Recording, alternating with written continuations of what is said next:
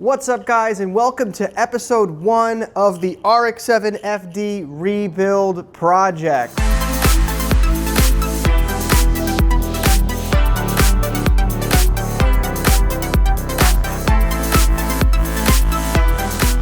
If you're new to the channel, I'm Henry. This is the Speed Culture channel. We do some fun stuff here. I have a 2JIS and this is my RX7 FD.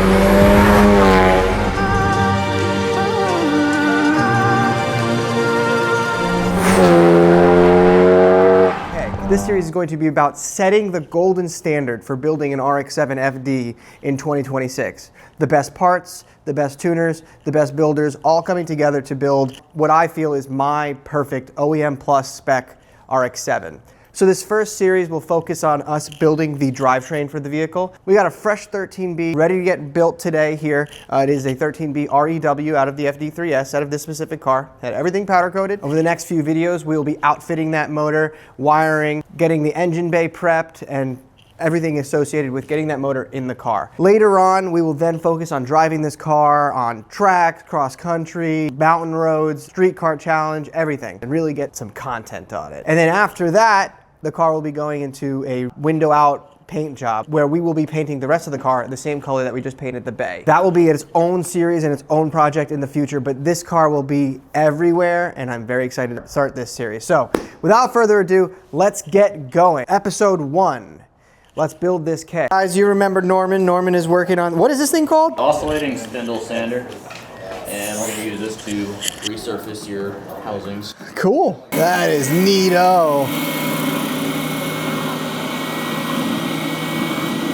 Well, the guests have arrived. We got Josh and his 2-rotor. We got Max with his 3-rotor. And we got Neil over here with his 3-rotor.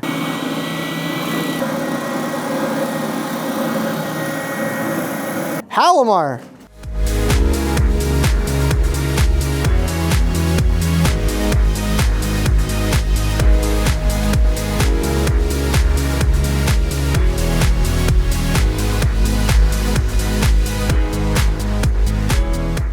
All right, well, Atkins didn't send the oil control ring springs with the kit, so I think we might be at a standstill. So I'm gonna grill, hang out a little bit, and see if we can find those parts. Let's see what we can do, but everything's kind of laid out. Started putting down the Hallamar and then putting down the gaskets, and now we're gonna keep stacking as soon as we can get the part, and if not, we'll pick right back up where we left off another day in a second. Okay, guys, we are back. Norman's packing the rotors right now. I'm gonna get my hat camera on and do some close-ups, but I wanted to just restart up here. Hat camera will be the in-action stuff, and this will be the time lapse. Norman actually was just telling us about the oil control ring springs. Can you explain that one again? Yeah, so like this will be the front rotor, right? Right. And the confusing thing about the springs is that they're labeled front and rear, but that's not talking about the actual rotors, that's talking about the entire engine. So the whites will be in the front of the engine, and the rears will be in the rear, even though one of them's up front, obviously. And so like you'll have a rear in the front, and you'll have a rear in the back. But basically, these little grooves on here right there, there's a rounded one and a straight one. Right. You can tell this is the front spring because the rotor goes to the rounded part, and the straight part goes to the actual oil control ring. And as the rotor turns this way, that groove is going to push on this to force it to turn with the rotor. And then this will in turn push the oil control ring to move with the rotor as well. If you don't do that right and you have it backwards, say if you had like a rear one, nothing's going to push on this, it's just going to slip past it, and therefore this is going to do the same thing. And the rotor will turn and the oil control ring will just sit in place for the most part. It might move a little bit, but it's going to spin backwards as you're running, and eventually it's going to blow out your oil control ring O-rings, and then you're going to blow oil all into your combustion chamber. Wow. People freak out about making sure that the little groove is right where it goes and the little divot inside of there. But I mean, if you think about it, it's going to be spinning and compressed the whole time, so eventually it will catch. That makes sense. But it doesn't hurt to make sure it's in so there. it's oil control ring spring first, and then oil control ring? Yes. And then we do the side seal springs, side seals, corner seal springs, corner seals on both sides. And then we drop it in the engine. Sick. I've already clearance all your seals, so we don't need to go through all that, but that's like a good 2-hour process of just... When you say clearance, how do you mean? Like, what did you do? So when these get here, these are too long to even fit in the side of this, in the rotor. Wow. You actually have to like sand them down. And these are side seals? Yeah, these are side Factory seals. side seals, You yep. sand them down with these in place, all just dry inside the rotor, until these just barely fit in the slot, and you use a feeler gauge to make sure that they're between 1/1000ths and 16/1000ths of an inch clearance between them. Wow. Which is tiny, so you got to go real careful and meticulous, but once you've done it a few times, it gets easier. All right, so these are oil control ring. These are the actual oil control rings. Oil control so rings. oil control ring, O-ring inside, and then the metal control ring is the outside. A lot of times you can reuse these if they don't have a lot of miles on them, but if you're doing a full rebuild and it's, you know, been a while since it was rebuilt, it's kind of worth the extra money because they do wear. And when you're putting these in, it's hard to see, but there is a groove right there. Yep. And that's what that little flat side fits into. That's what it. Wait, are you saying that's what? That's what catches the side spring. seal spring catches. And you're saying front and rear of the motor. Yeah. So this is the front rotor. So the gear on the front rotor is front. So the front one's going this. If you did the same with the rear rotor, I understand because there's a front and back. Yeah. Get the gears. Right. There's a front and rear of each front and rear rotor. Yep. Okay.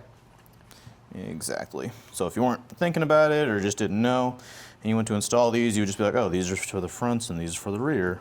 Right. So I'll just put them all in the front and the rear. Not the case. Nope. Just fit that groove right there. Just kind of poke it down. And you get your side. Control ring. Kind of match it up for the most part. Sick. Yeah.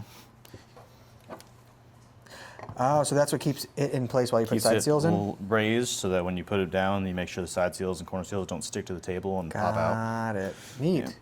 So first side seal spring, and you're saying bow up. Yeah, so you can see they end in either up or down, depending which way you have them oriented. Yep. You want them up because otherwise the corner seal will be springing around here and they could potentially slip underneath it and then get snapped. And then you wouldn't have any compression. No good. Wow. I'm going to go ahead and pop the front stationary gear onto that. Sure.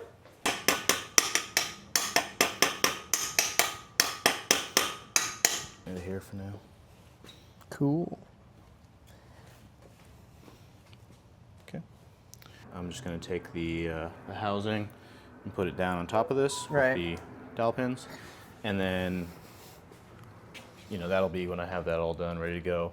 At that point, we can put silicone on this, put it down, put the apex seals in, or put the E-shaft in. Sick. And then move on to the middle iron. So you said white side down on this one? White side is out, black should be showing. Black should be showing. Okay. Yeah. Done. Done deal.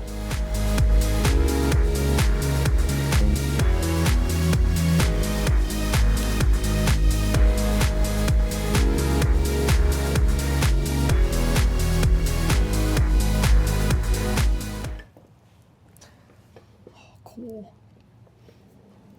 You said that was assembly lube that you put on it? Yeah. Yeah, that makes sense. Yeah. Sick. All right, so get a little of that Hylamar. Yep. And put it in that groove right there. This one right here? Yep. And then there should be some, they're called dowel ring O-rings.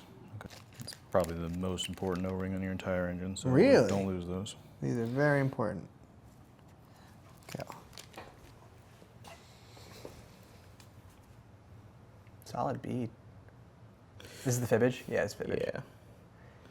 As a Toyota guy, I feel like such a fake Toyota guy because I use Honda Bond. Wow. I know. I don't know how you can stand that stuff.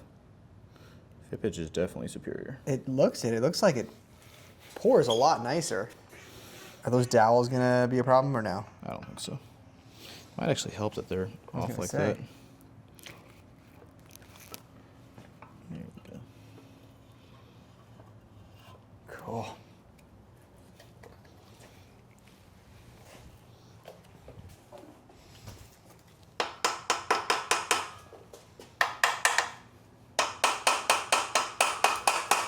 Another O-ring on that one? Yeah. Okay. Dowel pin O-rings. Dowel pin O-rings. Mm-hmm.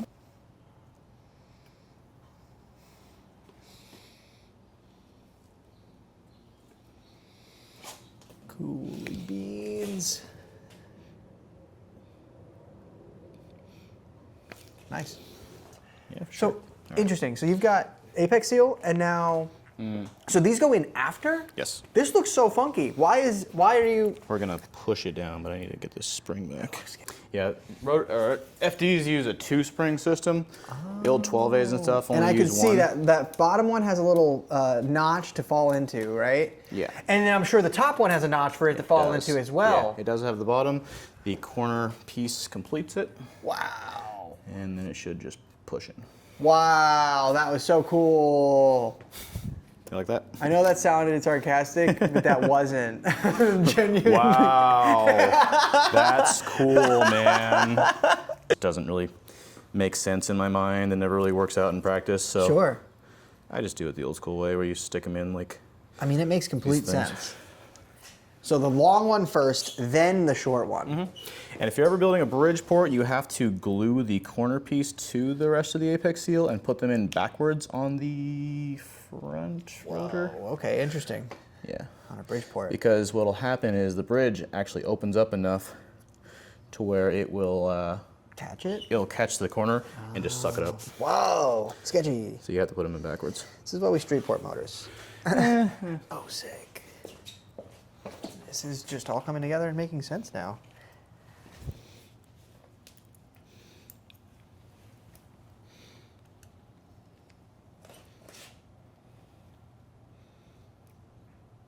Bow it out, and then the second one goes in as it going down. Makes sense.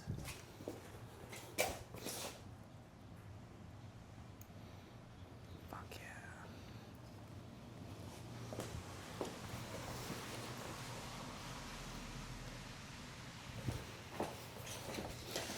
And obviously, this is all forced downward by the fact that we have another housing that's going on top of it, or rather, Yes, exactly. an So iron. the other one kind of just maintains all this stuff in place. Got it.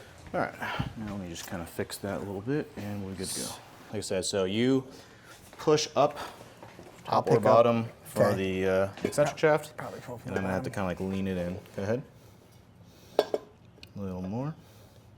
A little more. A little more.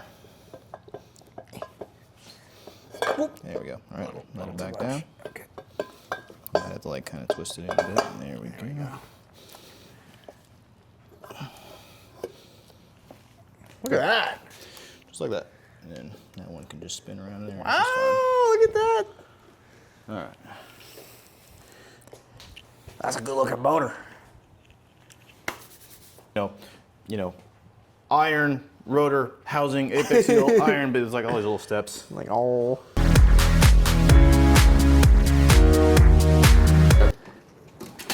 All right, now, so like I was saying, the other one pointed up, this one's gonna have to point down. Do we have to move the... Nothing, no. We're just gonna set it in there. And up and down, so this is our... Yeah, so I'm saying like Top this dead. points up is all. Because the gear, when you put the rear iron on, Right. you're gonna have to line it up with this gear anyway. So it's best to just kind of have everything where you want it to be in the meantime. You're not gonna be able to put it on other than this without it just completely not fitting. Got it. But it's just, they're opposite is all. Okay. Okay, one done. All right. Any nuances here? No, just sticking a housing onto some dowel pins and stuffing it down. Sick. Last dowel Do pin. need to squeeze. That's on there, that's on there. Okay.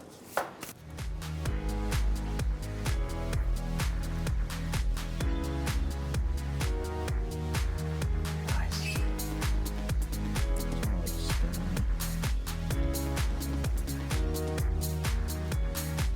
There she is. Last but not least. Can we do the honors? Actually, that'd be sick. Oh, So edge. that little edge, the little stick out part, it's gonna grip that. So it goes down like that. Make it look so easy. Line up the whole piece. There you go. Moment of truth. Yep. Had second thoughts real quick.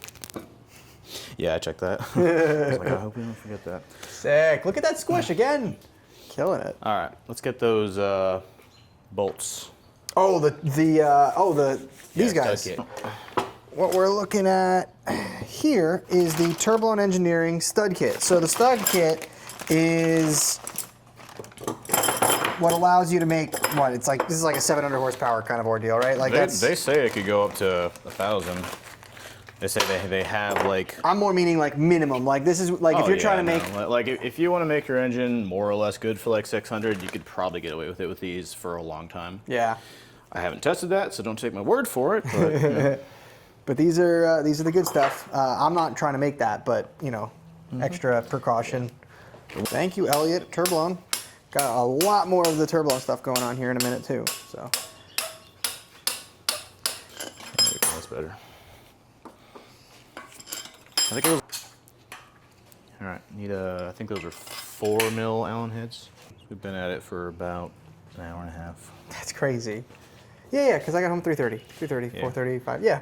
Like I said, it takes a little longer than you think, but maybe it takes less time than you think. I was just gonna say, I think you're underestimating how long I thought this was gonna take. Yeah. You fibbage and RTV the outside here just to seal, make sure no oil can get through. The stock bolts come with it's a tension rod or tension bolt, like rubber with metal seal. Right. It's like a little metal like washer with like rubber in the middle to seal them.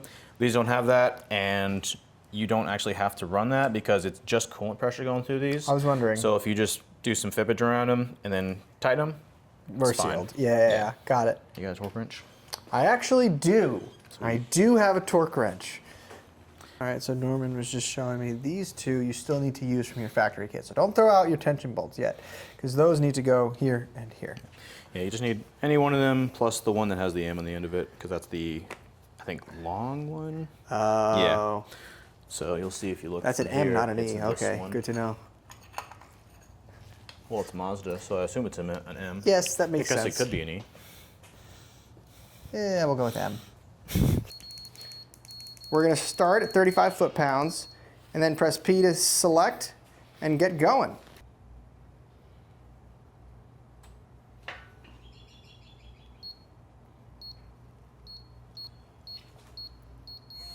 There it is. And keep doing that until you get them all done. So 1, 2, 3 is here. Beautiful. All right, so now final torque spec of 70 pounds on all 16 using your torque pattern. These two will stay at 35 because they're not aftermarket bolts, as Norman said. Yeah. We don't want to snap those. No today, not today. And yeah, that's how the Turblown kit looks there. And then we're gonna move on to the other stuff here soon. All right, so at this point, our keg is pretty much there, minus obviously the front cover and the oil pan, which we will continue on our next day. But today we're gonna put this rear stationary gear on and that'll be pretty much a closed block at this point. More or less. Yeah, that doesn't surprise me.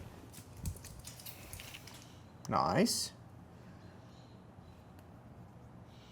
Is this what our flywheel bolts do? No, we have one big flywheel bolt. That's what it is. Yeah, I forgot about that. Well, you have your rear counterweight that nut goes onto. Got it. And then your flywheel bolts to that. Got it. If you had an original flywheel, it's all one piece. Wow. Yep. So. Good. Oh yeah. Oh yeah. Yay! You'll feel it all coming out over here. Well, those are your spark plugs. So if you had your spark plugs in right now, you'd be getting some bigger pops, but... Sure. Compression feels good. It should. Yeah, baby. High five. That was crisp. Yeah, there we go. Let's go! Just gotta bolt stuff together now. That's exciting. This is awesome. We've got a block. It's so tiny. Turns over good too. It doesn't feel like it's like bound up or anything. Yeah, that's awesome. So healthy life ahead of it. Hopefully. 12 years. 12 years. Flywheel goes on. Yay! This is the big boy. I find this the most comedic. Do you need me to hold the other side? No, look at this. Oh, yeah, I forgot about that thing. I just get it pretty much as tight as I can. Because I used to, back on the boat, right, we had this one valve that had to get torqued to 350, and all I remember is that I had something about this long, and that was the most I could put on it. So I'm like, well, I know what the torque spec is. Yeah, that's about right. Yeah. That's that farm boy strength. Yeah. Oh, that's fucking awesome. I'll just leave that on. Cool. So yeah, I'm sure you can handle that. Yep. The biggest thing is just gonna be this front stack. With the what's it called? And play spacing. Yeah, and the chain and how all that runs. Yeah. The biggest thing is these spacers I gave you. Right. Oh, and measuring with the. Because I'll show you right now. Yeah. Oh, you're controlling that. Right. Interesting. And it needs to be where do you put these spacers? They go. There's gonna be something right here, and right on top of that. And then it gets sandwiched in so that it can't move. Yep. I see. Yep. It can't move as much. Just it moves a few thousandths. Sick. Just enough to where if you have it laying down, or whatever, and you want to do that, it's like. Yeah. Just barely. All right. Call it day 2 complete. Pretty much. Day 2 complete. We'll pick back up and put on the front stack here next, as well as the Turblown Oil Pan and the matching FFE engine mounts. So yeah, we'll pick back up here in a second.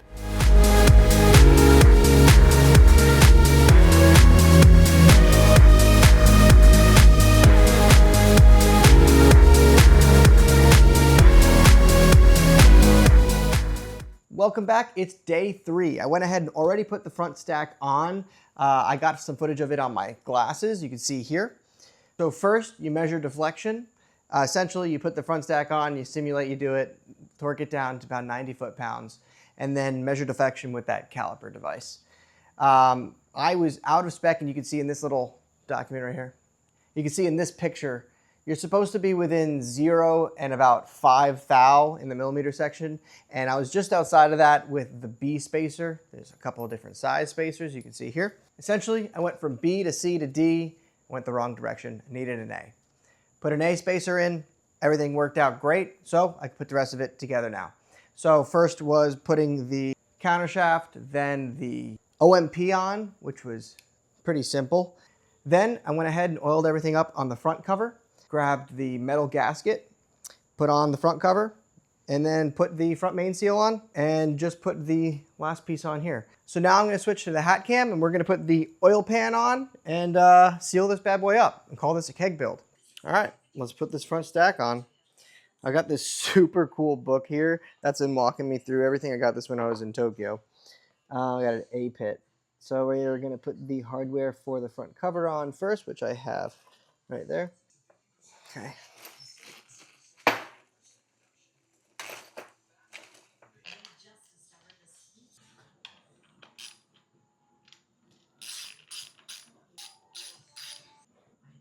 Next would be placing this guy in here, which I already did.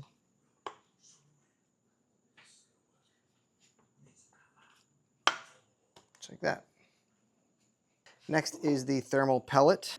Okay, so it looks like they came with a new thermal pellet, but I don't really know if I'm supposed to use this one because it looks a little bit different than the one that it comes from factory. Quite different. So I'm going to use the OEM one, but I'm not going to torque this down completely. Also, lube everything up. So I actually found the O-ring for this bolt. This is the front crank bolt. So I figured might as well replace it. If you feel the difference, this is a lot harder. So it was kind of getting old. So make sure you change that when you're in here. Might as well, especially if you get the kit from Atkins. So just for the sake of this video, I'm just going to thread that a couple of times. And we are going to seal the pan. But before we seal the pan, we are going to have to fully install the pickup. So I'm going to put let's just put the pickup on. There's a gasket in between here. It also came with the Atkins rotary gasket kit. Also, just for reference, this is going to be about 250 foot-pounds. Some people go to 300. For our case, I think 250 is going to be more than enough. So, all right, tighten this down. It says 10 Newton meters, so that's just, you know, snug. One ugga-dugga. Beauty. All right, guys, let's install the Turblown pan. We're going to first lay down a bead of some fibbage just in and around each and every one of these areas so we can get a good solid seal down when we put it down. So I'm going to go ahead and grab this fibbage, which, and by the way, fibbage is the Toyota gasket maker. It's just good stuff.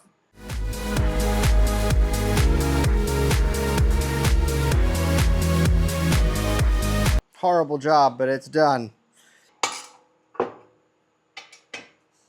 No harm in checking before it goes on.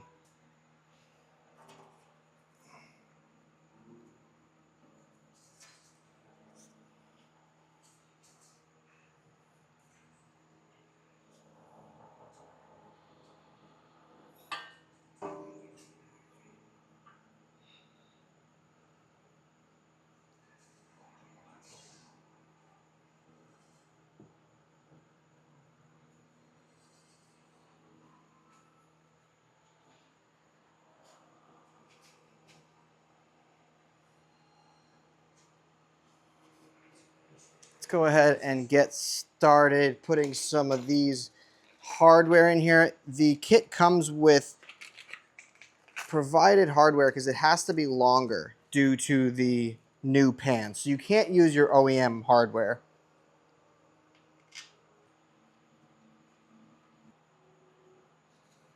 Obviously, when you put that one in, you'll want to Teflon that. This will be for dipstick and all that fun stuff.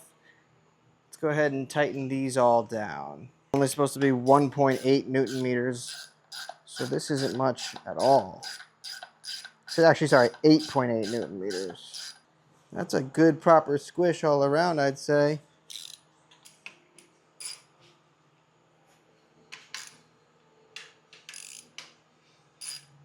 One thing to note, there are actually two screws that come separately, and that is for a reason. They are to go on this side with the shorter hardware. So that way you don't miss out on one of the long screws for one of the spots that actually need it.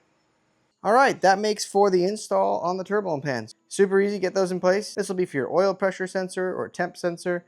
That'll be for your oil fill, your dipstick, and obviously this is your oil change area. Make sure you tighten those down. And if you are gonna plug that with Teflon. Other than that, that's gonna be your Turblown pan install. Oh, one last thing. This pan pairs super well with the full function engineering engine mounts. Don't go ahead and put these ugly OEM mounts back in when you're done and they're crusty and gross. Go ahead and get some goodness and pair this with some awesomeness. That's going to make for the best setup. Next, I'll do a video on installing these onto the pan. Okay, this is the completed 13B. The pan is on. We will let that set for the next 24 hours or so. I'm not going to mess with it. But right here, we are looking at pretty much my dream motor. Like, wow, it looks cool with the pan on it. I got to clean that off. But man, oh man, that looks awesome. I'm going to do that now because it's bothering me already.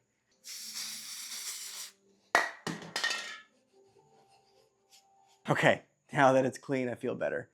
But man, look at that. That is a beautiful 13B, and that is going to look so good in there. Wow.